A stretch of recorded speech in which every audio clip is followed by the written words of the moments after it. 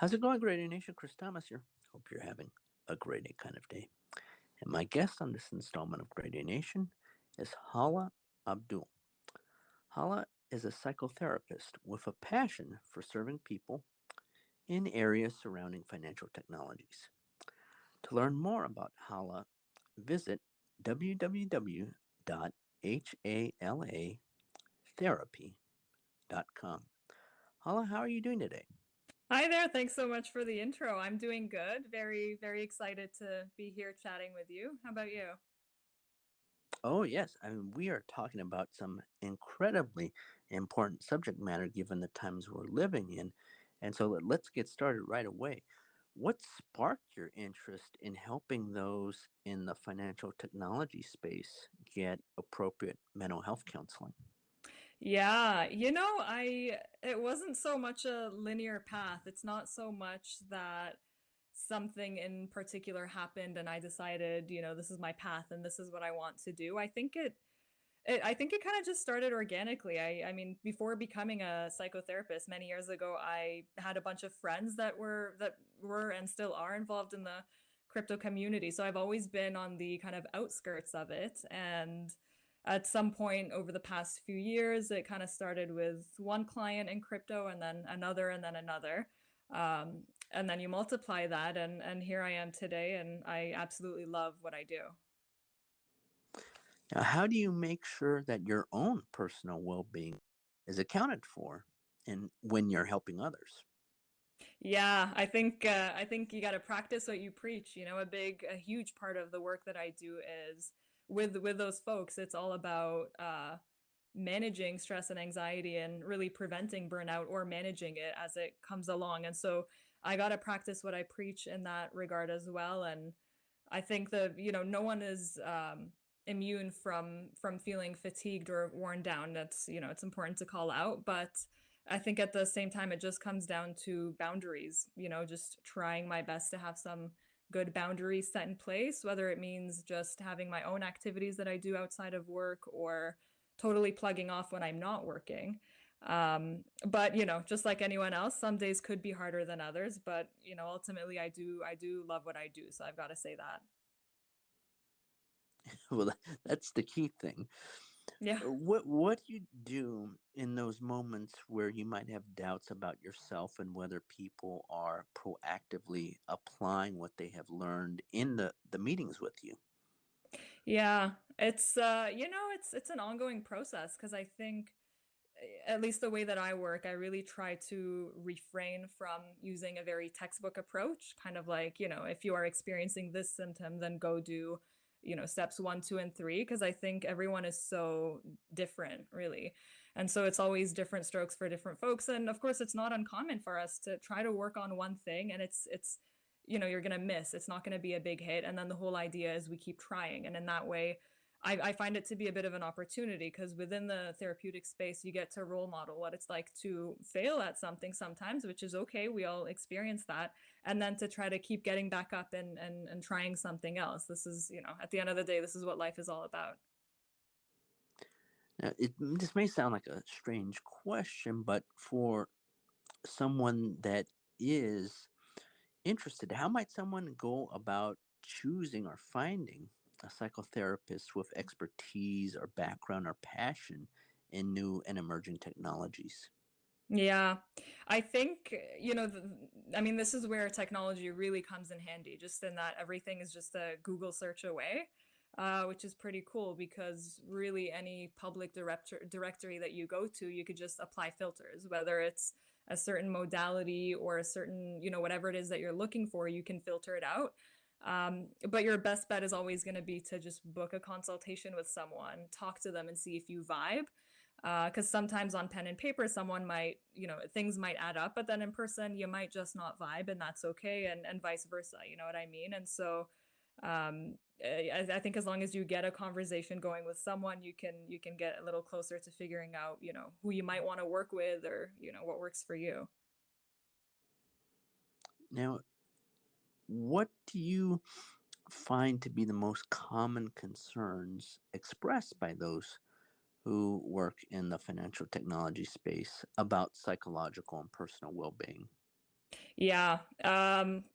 Two words, crypto burnout. You know, I it's that tends to be the main thing. And I will say it's not that crypto is bad for you. Because I think it's actually a wonderful community to be a part of, and it seems to be going to, wonderful places. But it's rather about each person's unique relationship to crypto. Or another way of thinking about it is, it's about the unique impact that it has on your life. Now, crypto burnout tends to be it's the main flavor. It's the most commonly spoken of thing in therapy with those folks. And it's, basically you live and breathe crypto. You work around the clock, and yet it feels like there's not enough hours in the day. You feel like you're walking on eggshells. You wake up and you hit the ground running. You go to sleep and, you still want to be checking the charts. And so you could think of it as kind of like fintech flavored fatigue.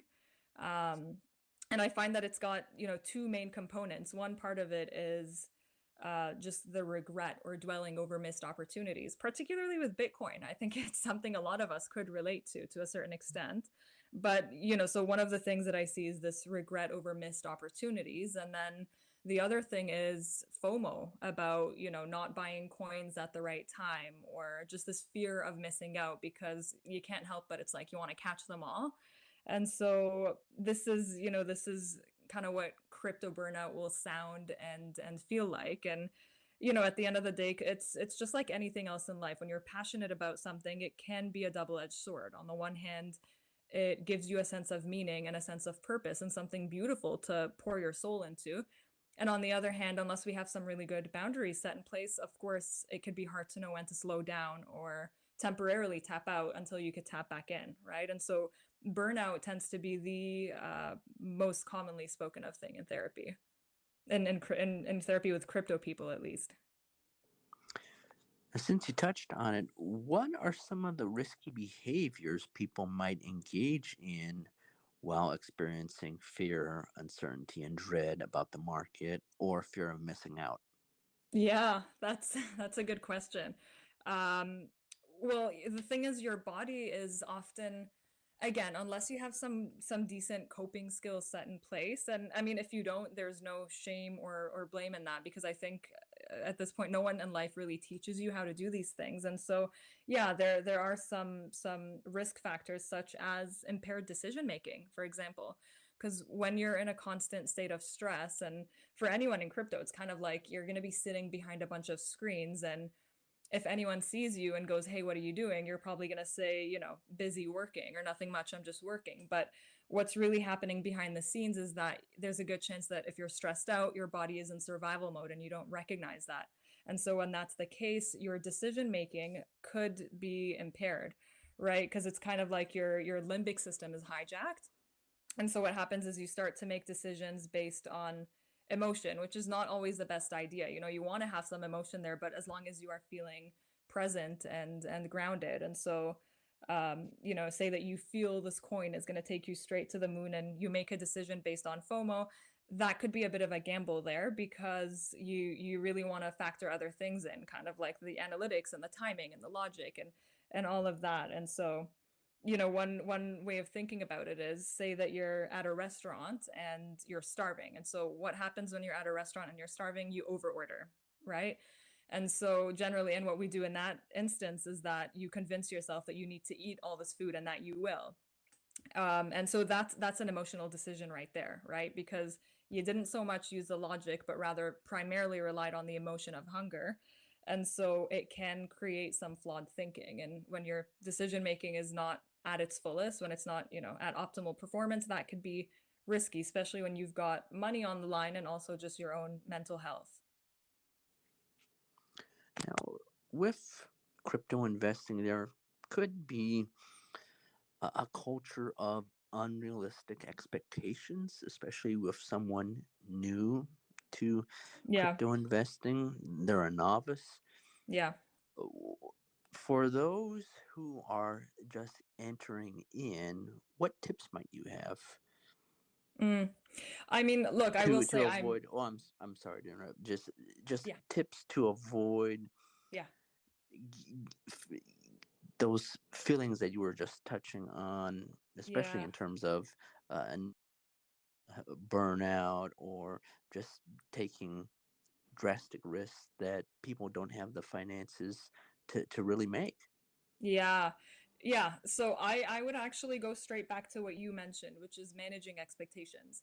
Because I think we tend to, and I think just generally speaking, whether or not you're in crypto as human beings, we can have this tendency to have unrealistic expectations on ourselves. Because it's one thing to want to hustle and work hard and feel motivated, which is all wonderful, but it's another thing to aim for perfection, where it's kind of like I want to do this thing, and if I don't do it exactly how I want to, then I'm not good enough, or then I'm not hitting the targets, and we can be quite hard on ourselves. And so I would just I would just do what you said, which is manage your expectations, and specifically recognizing that you can't catch them all.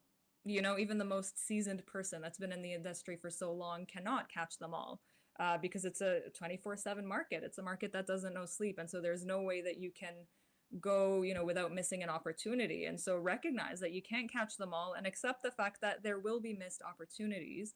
And that's okay. And you just want to have some boundaries set in place. For example, just around the amount of time that you can spend looking into it, because it really can be a bit of a rabbit hole.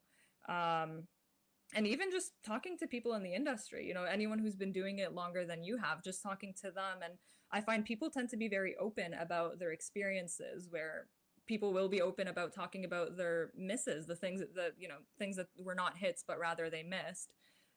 So just really managing the expectations. And I think one piece of advice that I would give anyone and everyone would be just breathing.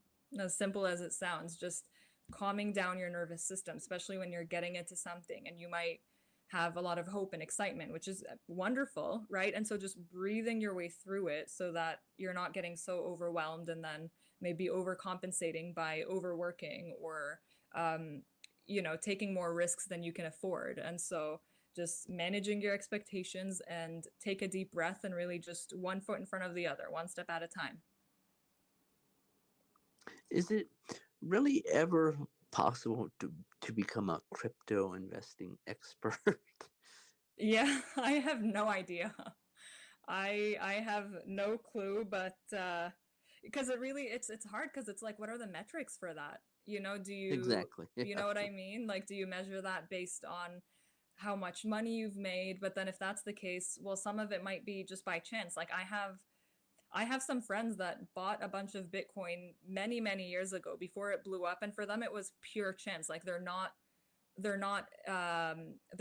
fintech. They're not even big on investing their money, but more so spending. And yet it just so happened that someone was like, "Hey, you should buy some Bitcoin," and they did. And that was a great thing that really paid off for them. And so, yeah, how do we even measure what that means? It's that's more of a almost like an existential question at this point.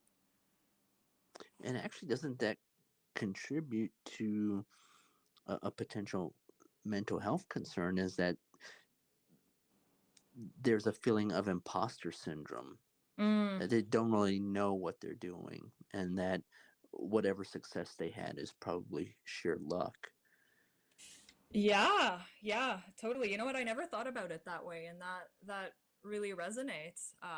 Because I think imposter syndrome is something we can all relate to, right? Whether or not in crypto, it's something we all experience. And even no matter what your skill set is or how long you've been a part of a certain industry, absolutely, you can't help but feel like a fraud, and you can't help but devalue some of your skills. And so when something that you're doing, in your career, or the thing that you're passionate about does have luck or chance as a big factor in the outcome, I that's a really good point. Yeah, I think that could be a breeding ground for imposter syndrome, where again you might feel prone to overcompensating, kind of like, well, if I could have these XYZ more achievements, then I'll be good enough. But that tends to be like a running a marathon without a finish line.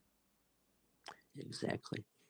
Now, after a conversation with the person and careful review of the comments they make, do you find that it's possible to diagnose something like obsessive compulsive disorder or a personality disorder based on the behaviors demonstrated in investing and their discussion of their investment behavior? Mm. You know what? I think as far as diagnoses are concerned, I would actually say that a gambling addiction is the closest one that kind of the symptoms that I see mimic. It's very very closely tied to a gambling addiction. Now, diagnosing is not part of my my work. I don't do it. However, I am. What I can say is that it's very close to a gambling addiction. The markers are so similar, and so for example, with a gambling addiction, for instance, you put in your money in the hopes of getting a better return for your investment, right? And it's not so different in crypto, just in that think of it like as a coin. You've got two sides, right? On the one side, you've got the fact that, especially with a volatile market, you have the possibility of a large payday. There's a good chance that you can make a lot of money. And on the other side of that same coin, what's happening is that there's also the chance and the risk of incurring a big loss.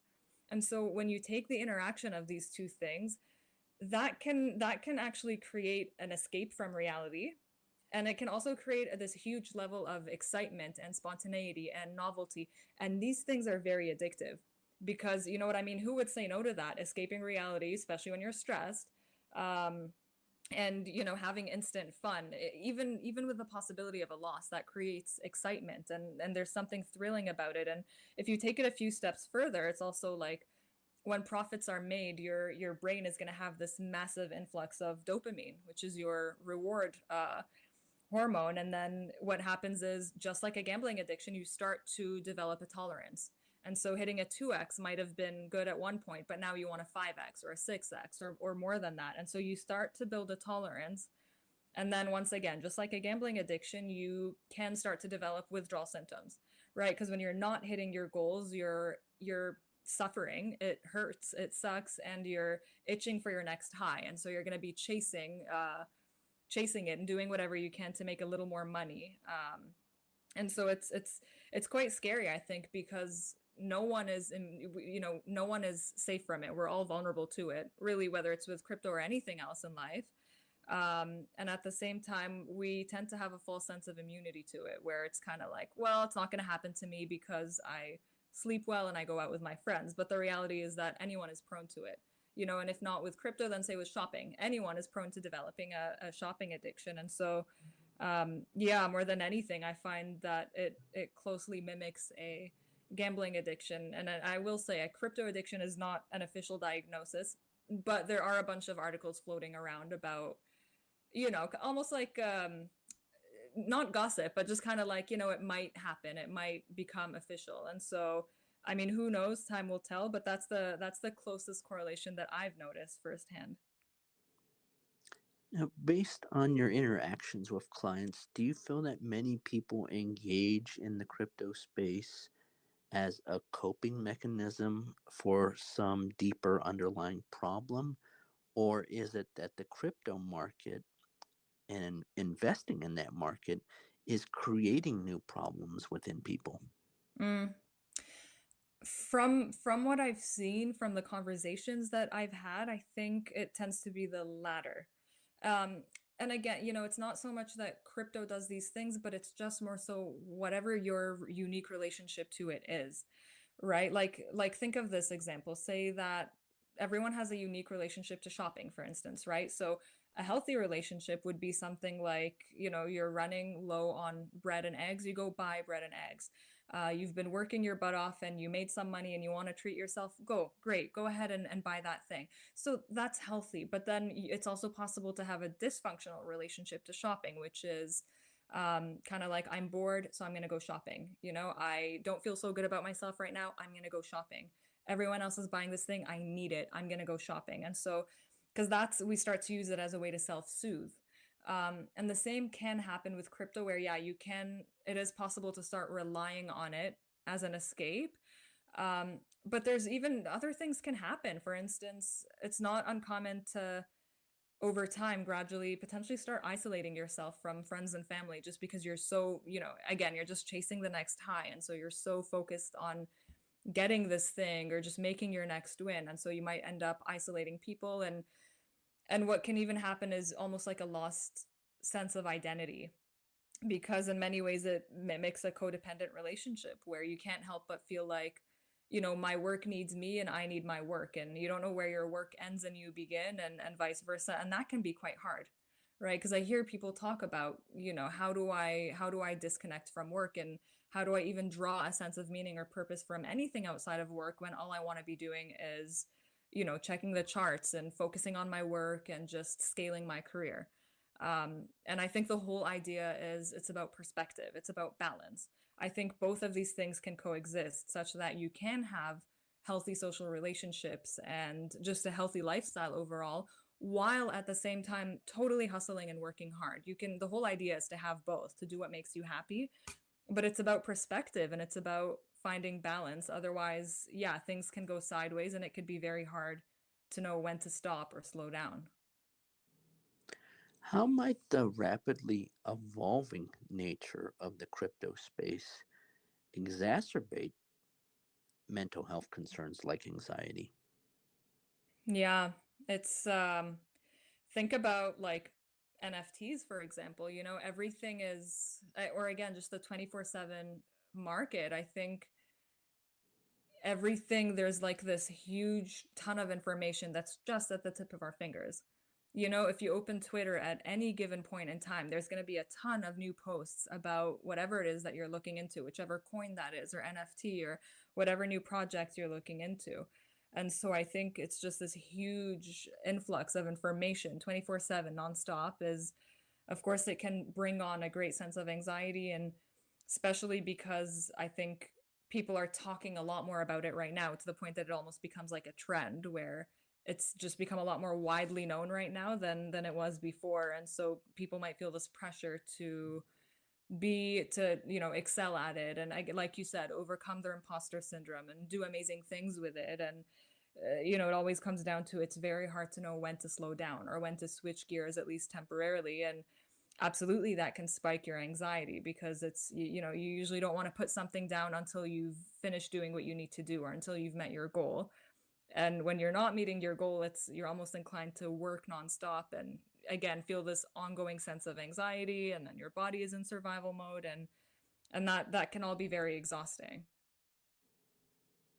Now, we touched on managing expectations a moment ago, but for someone that wants to explore investing in crypto, what are some other things that they can do to prepare such that they won't feel psychologically overwhelmed?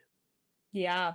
I think there's a lot that you can do, and I think this would go for anyone who's a prospective person wanting to enter the community, or if it's someone who's already part of it. I think there's lots that you can do. The whole idea is, when it comes to taking care of yourself, it's just that you want to start somewhere, literally anywhere.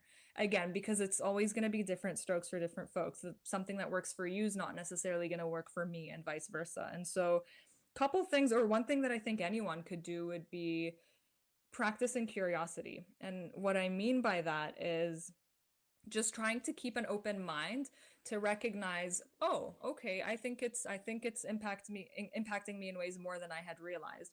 So if you can just take some time in your day to reflect and just try to be curious about the different ways that it's impacting you, that's wonderful, because the chances are that you could then take care of it while it's happening or before it blows up. And so just practicing some curiosity, and you can really apply this to anything in your life.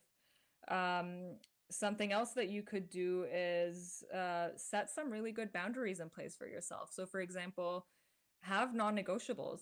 One pretty, easy non-negotiable would be sleep, or at least kind of being in bed for a certain number of hours that works for your body. Because otherwise, if you're behind the screens or checking your phone, of course, you're not going to fall asleep. And so, or something else you could do is even flexing that social muscle. If you find yourself starting to decline a bunch of invites, and every time you can come up with an excuse better than the other, then you might want to draw that boundary with yourself where, you're almost pushing yourself sometimes to just go out and join the rest and do your thing. And the good thing about this is that when you tap back in, and when you're back to researching it or doing the work that you love, you're going to be a lot more present, and your performance is going to be a lot more optimal. And so, but again, the whole idea is always just keep trying something, because when you're not, it's kind of like they say, you miss 100% of the chances that you don't try, right? Or the opportunities that you don't take. And so you just want to be constantly trying something, whether it's practicing curiosity, managing your expectations, breathing, having some boundaries in place. And if you're really stuck, reach out for help. And whether it's a therapist, whether it's a friend, or whether it's someone in your community or a mentor or role model, right? But as long as you're doing something, that goes a very long way. Now, with crypto investing, do you find that a lot of folks say that it is isolating in nature, or do they become a part of Mm. this collective network where they feel a bond with people? Mm. If you had asked me this like a year ago, my answer probably would have been different, because about a year ago, I found that people were feeling more isolated, or at least that's what I was hearing. But I think now with NFTs being kind of running the show, it's a little more communal because people are involved in discords and Twitter communities, all of that. And so this which is a beautiful thing, actually, that there is a lot more of a sense of community, at least for people that are buying or trading NFTs. And it's kind of cool, actually, because it seems like it's not just work stuff, but also friendships and people supporting each other and helping each other out and sharing information and all of that. So again, if you can combine that with good coping strategies like taking breaks and staying active and having a life outside of crypto, then that could be a wonderful thing. And yeah, now more than ever, I'm seeing it tends to be more communal, or that's what I'm hearing. Can digital relationships, friendships, however you want to phrase it, be just as fulfilling and meaningful as, face to face, long term friendships, relationships? Mm. I think so. I think depending on how you look at it, I think from an attachment perspective, absolutely. From an attachment perspective, I think that it is totally possible to feel connected to someone and to develop trust with someone. I mean, you would hope that they're not a catfish, right? But if that's the case, then yeah, I think it is possible to develop, a bond with someone and get to know them. I think on the flip side of that, the thing that you would miss out on would be potentially not leaving the house, or a higher probability of not leaving the house, because when you're meeting with people in real life, there is a higher chance that you are leaving the house, getting some sun, you know what I mean, changing your environment. And so from that perspective, sure, it's better to, do things in real life. But from an attachment perspective, totally, I think maybe some of those relationships could be deeper than a lot of the people that you have met and know in real life. Now, you had touched upon it a few moments ago. There might be a lack of self recognition, that people are Mm-hmm. lacking sleep, Mm-hmm. and people get so passionate about their investments that they're not maintaining a proper sleep regimen. So, is it possible for people's support system to maybe, shake a person and say, hey, you need to get some sleep because that's a key ingredient to mental well-being? Yeah, I mean, you would hope that you have someone in your life to play that role for you and to support you in that way. Totally, because I think sometimes we can, I mean, as human beings, any of us can lose perspective, and I think it's something that we've all experienced at least once at one point or another. And so for sure it could be a really great thing if you have someone from the outside kind of tap you and say, "Hey, you're not sleeping," or maybe, "Hey, maybe stop drinking coffee at 8 p.m. or 9 p.m." Or even earlier than that, because it can be easy to just lose perspective because you kind of tell yourself, well, it's just today. If I just work this many extra hours, I'll feel good. Or I think it's even glamorized now. Burnout is very romanticized. It's very, the longer hours you work, the more of a hustler you are. And don't get me wrong, I'm all for hustling. And when I say hustling, I just mean working your butt off. But I think there's a Yes, way there's a not way to not do it. stealing, not stealing money from people. Yeah, please don't do that.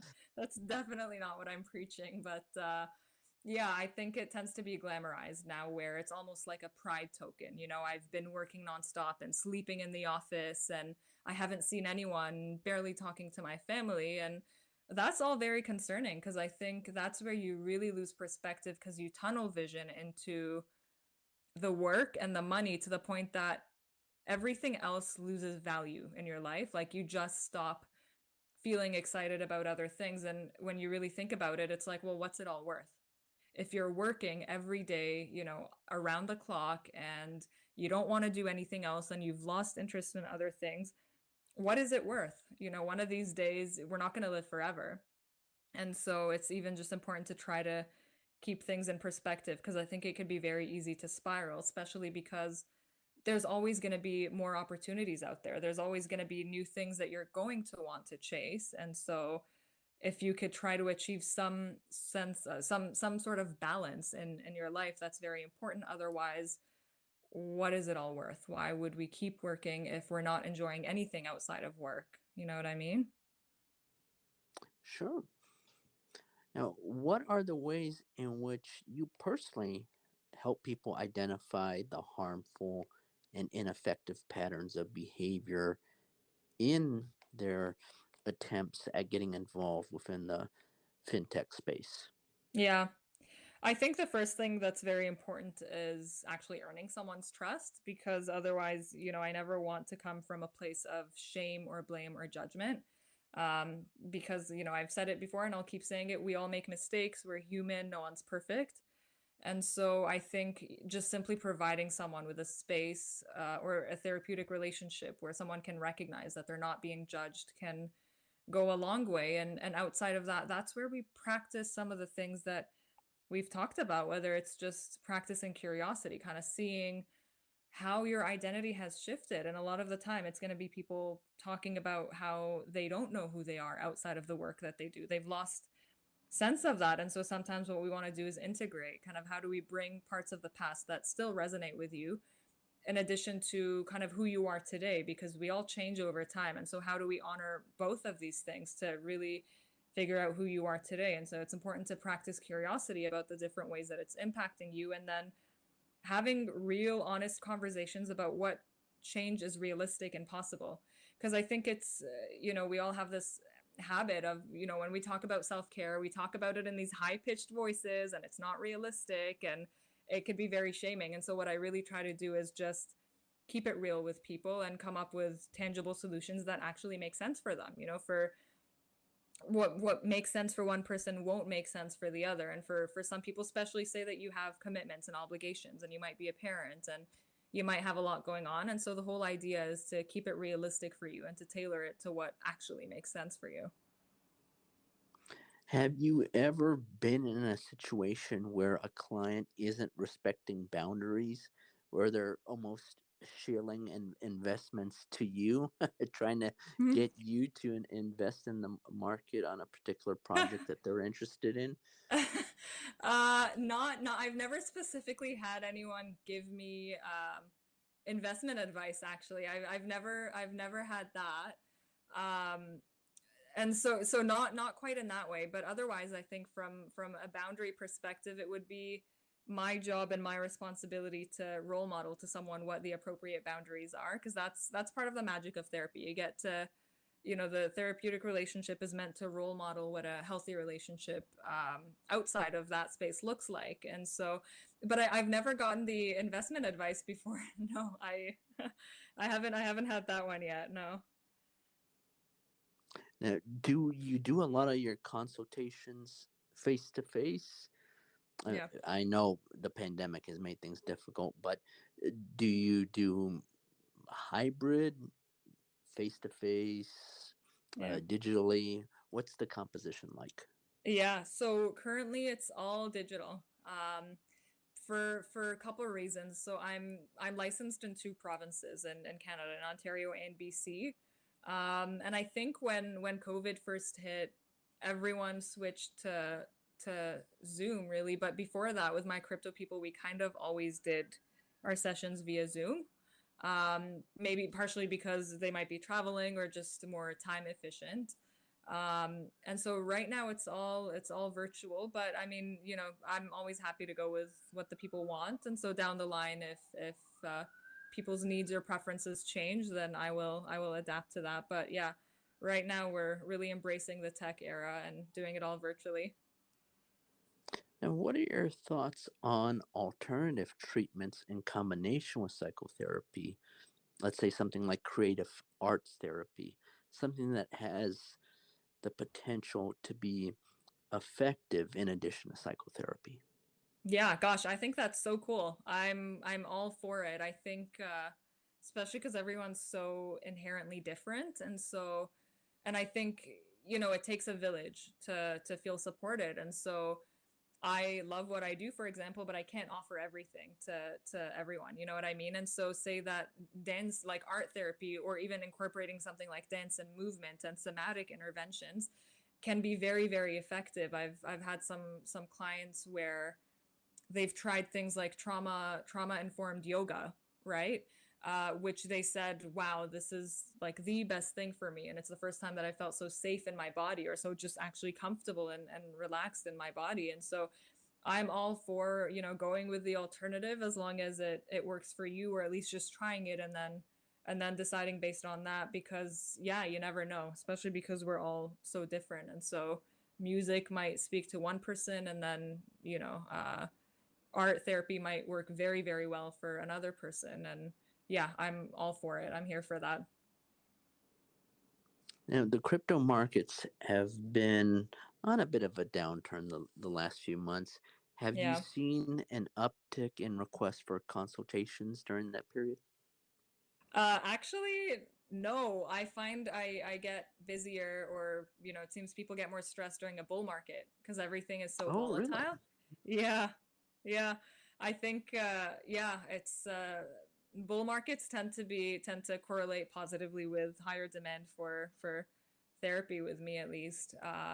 Because when it's a bull market, it's a lot more volatile. Everything's up and down, and there's again this huge sense of FOMO with everyone's doing so good. I want to do even better. Whereas with a bear market, it tends to be a little bit more like self-preservation.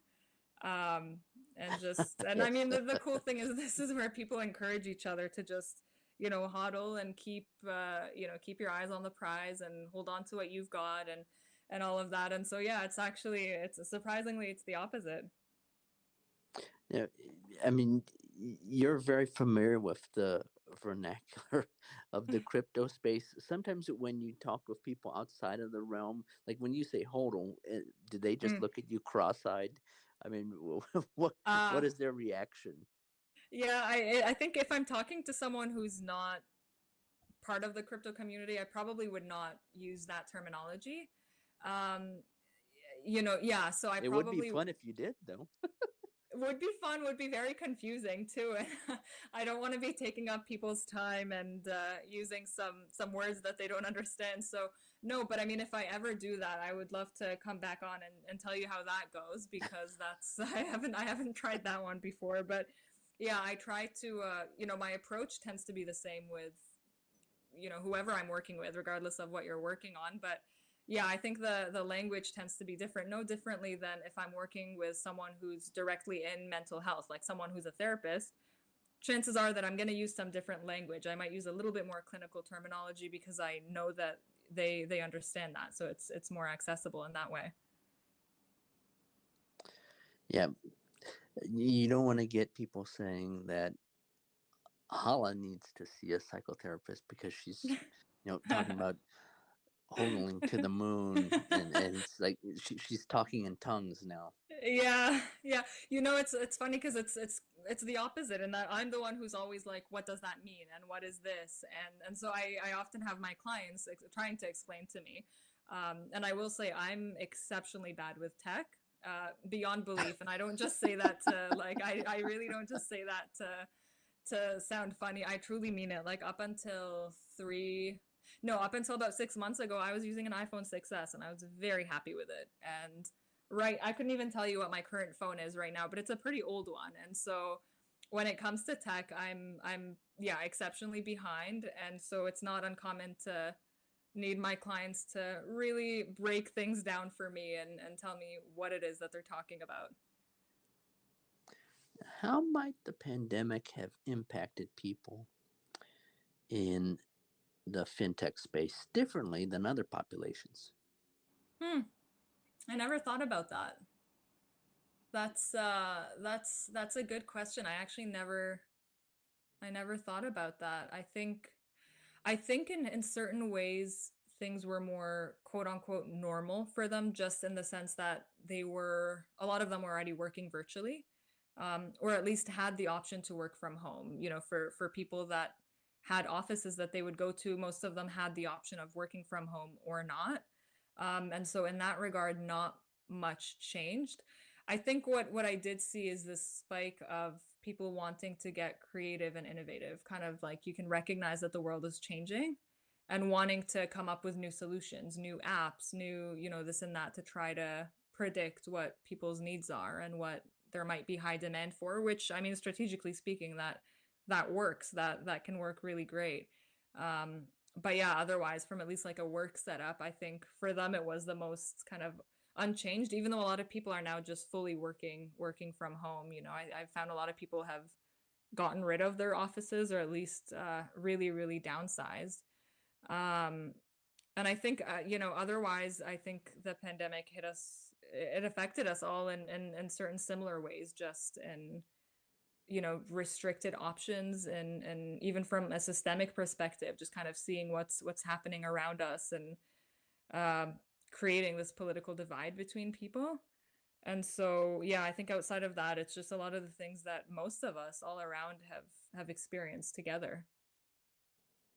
Now, is there anything technology wise that you think can have major implications on people's mental health moving forward? I mean, things like artificial intelligence, automation.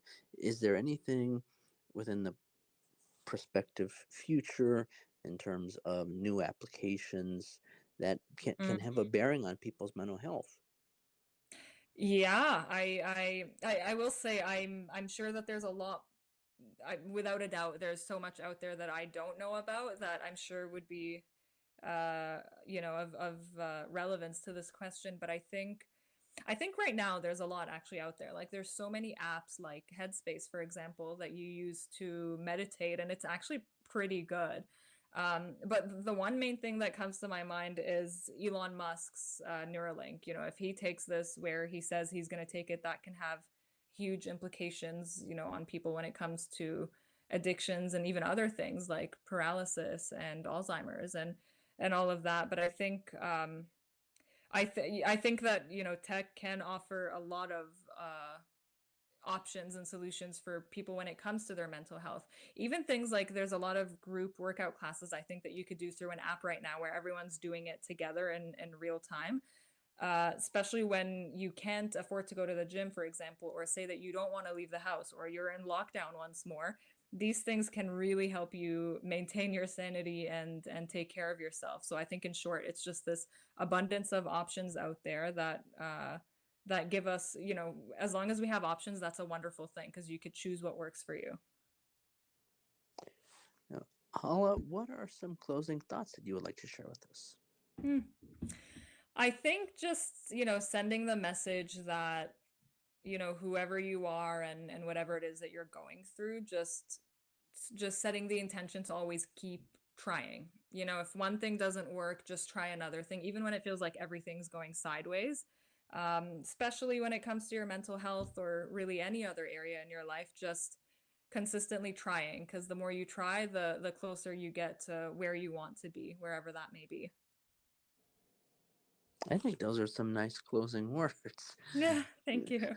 Yeah, I appreciate it.